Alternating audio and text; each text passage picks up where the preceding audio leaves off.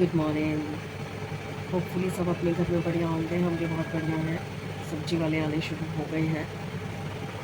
Time फिर वही अपना फिक्स टाइम 10:30 नहीं, वैसे मैं 6:30-7 बजे की उठी हुई हूँ। बट वीडियो नहीं ऑन किया था क्योंकि तब से लेट ही हुई हूँ। बस लेट के इंस्ट्रक्शंस दे दी थी कि ये करवा लो ये करवा लो।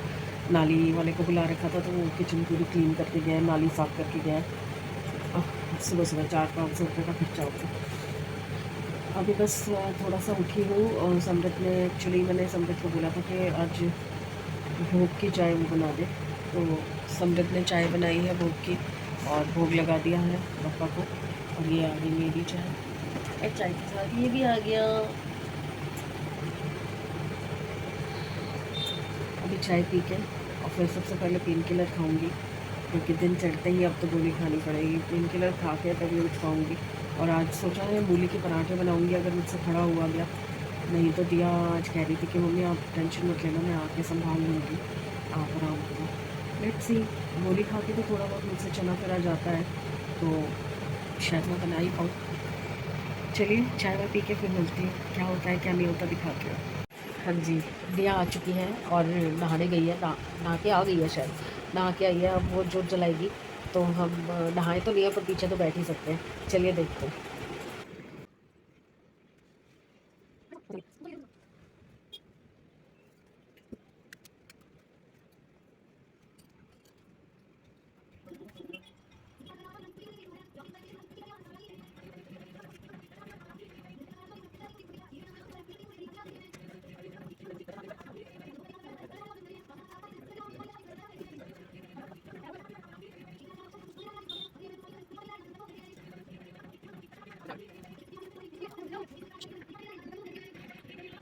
मौसम इतना प्यारा हो रहा है, यहाँ से बैठ के देखने में इतना अच्छा लग रहा है। विंडो और खोल दी बच्चों ने, बारिश आ रही है, पता नहीं आपको दिख रही है कि नहीं दिख रही। बहुत प्यारी बारिश आ रही है। मम्मी खाना बना रही है। क्या बना रहे हो खाने में? सब बचा कुचा माल पूरा कर रही हूँ। गोभी कतरी हुई पड़ी है, आलू पड़े हैं। और आज हमारा का मेन वो क्या है, फोकस? मेन पापा का है मूली के पराठे। क्या बात है। तो तब तक बैठ जाएंगे। तो जब तक मम्मी खाना खिला रही है। और आप क्या कर रहे हो? हैं कोको? छोनी बच्ची कोकल है वो, कोकल है।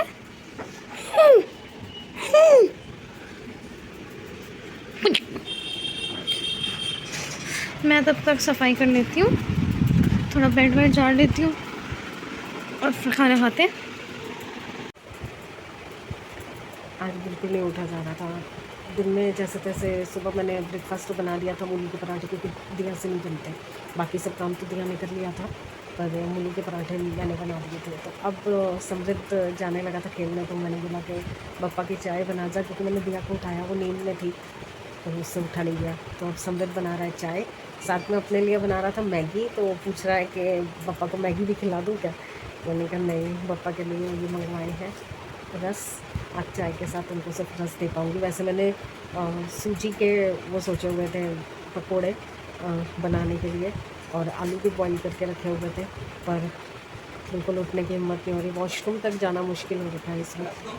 हाँ ये ले, चाय जा रही है पापा की। इसके बाद आप? हाँ मेरी भी दे दे, मेरे लिए भी चाय बन गई। और देखो क्या डिस्टर्ब हो रही है। चलिए मैं चाय पी चुकी हूँ, अब मैं जा रही हूँ नहाने के लिए, क्योंकि उसकी नींद थोड़ी पक्की हो रखी है, वो उठ नहीं रही है। और 7:15 हो गए हैं, जोत जला दी है। तो मैं 2 मक्के डालाती हूँ थोड़ा सा नहा के, और फिर मैं सबसे पहले जोत जलाती हूँ और देखती हूँ। रात को सोच रही हूँ चावल थोड़े से पड़े हैं, थोड़े से और सेमी बना देगा। मैं दाल को छौंक लगा देती हूँ, क्योंकि टमाटर का छौंक लगाना है तो ज़्यादा देर नहीं लगती, 10 मिनट में बन जाएगी। और चढ़ा के मैं आ जाऊँगी, सेमी देख लेगा, तो रात का खाना भी प्रिपेयर हो जाएगा साथ के साथ। क्योंकि अभी दवाई का असर है और अभी फिर दवाई खानी ही है, तो फिर मैं कर आती हूँ। अच्छा तो सो रहा है, इसको सोने देते हैं। लाइट बंद कर दी मैंने, और इससे मैंने कहा टमाटर कस के दे जा, फिर मैं जोत जलाती हूँ। आज फूल वगैरह भी नहीं बदले, कुछ भी नहीं किया। देखो इसको लग रहा है इसको कुछ खाने को मिलने लगा है।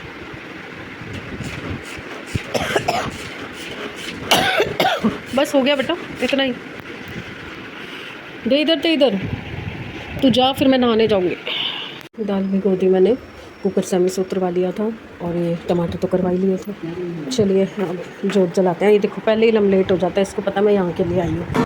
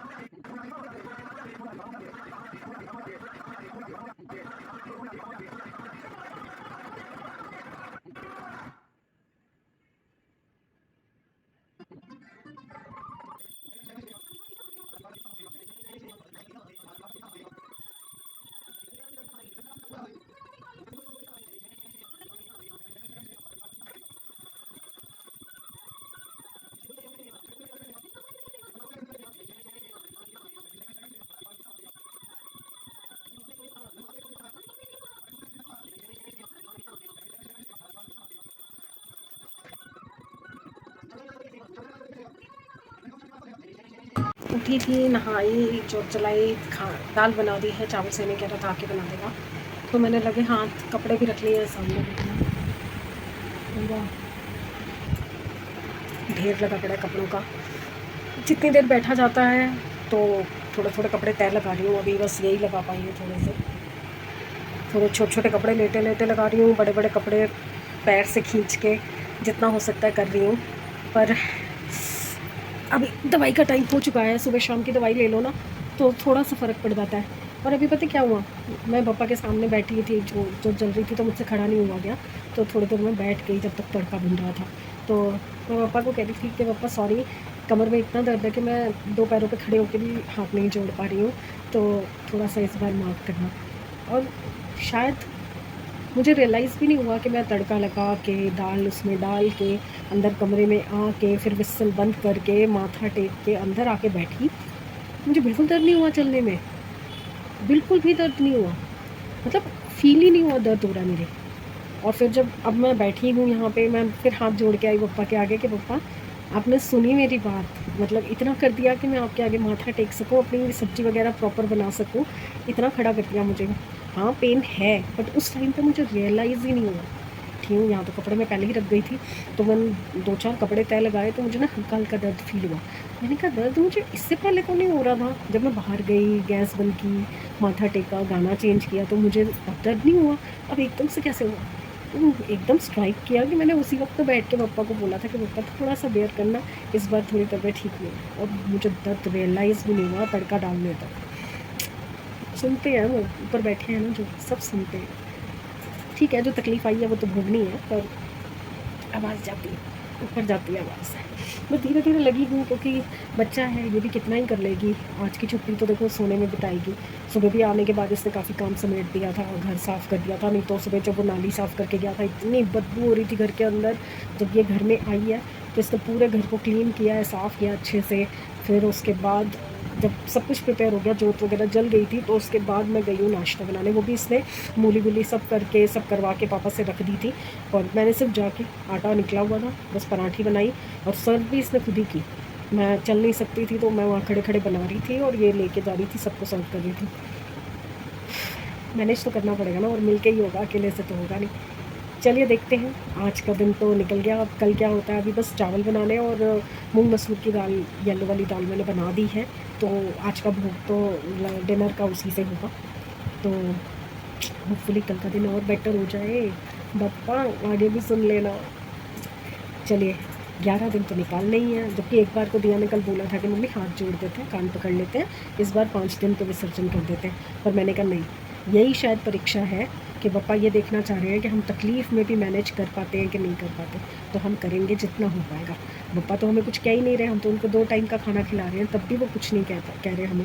तो जितना हो सकता है हम करते हैं, मैनेज करेंगे, धीरे धीरे हो जाएगा सब ठीक। मेरा तो खैर 4-5 दिन तो लगते ही हैं। ये दर्द जब एकदम छिड़ता है ना, तो 4-5 दिन लग जाते हैं। बाकी मंडे तक की बात है, मंडे को वहाँ की अपॉइंटमेंट हो जाएगी, तो मंडे को मैं वहाँ जाऊँगी, और होपफुली कुछ नस वस पकड़ी जाए दर्द की, तो ठीक होके ही आऊँ। अगर ठीक होगी तो फिर आपको भी बताऊँगी, अगर किसी को ऐसी तकलीफ़ होगी ना। चलिए गुड शुड कर लेते हैं। आज के दिन में भी ज़्यादा कुछ खास हुआ नहीं है, किया ही नहीं है कुछ, तो बिस्तर पे ही पड़ी रही हूँ। अब उठी हूँ तो थोड़ा बहुत कुछ समेटा समाटी करने लगी। आज छोटे भाई ने आना था पर शायद नहीं आया मेरी तबीयत को देख के। कल भाभी का फ़ोन आया था तो मैंने उससे बताया कि तबीयत ऐसे ख़राब है, बट मैंने कहा तू तो आ ही जाना, तो घर की है, सब्जी बनी होगी, फुलके बनाने हैं, मैं नहीं बनाऊंगी तो तू बना लेना, मिलके हो जाएगा। तो कह रही थी हाँ हाँ कोई बात नहीं दीदी हम आ जाएंगे, बट शायद नहीं आ रहे, अभी तक कोई फ़ोन तो आया नहीं है। उस दिन अंजना का आया था फ़ोन तो वो भी कह रही थी मैं आऊँगी, बट वो भी नहीं आ पाई। उससे पहले फर्स्ट दिन समृत के दोस्तों ने आना था तो वो भी नहीं आ पाए सही टाइम पे। तो उसके बाद फिर गणपति जी विराज चुके थे, तो उसके बाद वो कहने लगे कि हम तो अब निकलेंगे, अगर निकले तो समृत ने कहा अब तो विराज गए, तुम दर्शन करने आ जाओ। तो फिर कह रहे फिर दर्शन तो हम कभी भी कर लेंगे, तो वो भी नहीं आ पाए। चलिए गुड बाय फ्रेंड्स, कल मिलते हैं, देखते हैं किसके नसीब में दर्शन लिखे हैं और किसके नहीं। बाकी बप्पा तो अभी विराजेंगे और तो प्लीज़ साथ बने रहिए और हिम्मत बढ़ाते रहिए, क्योंकि आप लोगों की हिम्मत बढ़ाने से ना और ताकत आती है मुझ में। तो लाइक, सब्सक्राइब एंड शेयर करिए प्लीज़।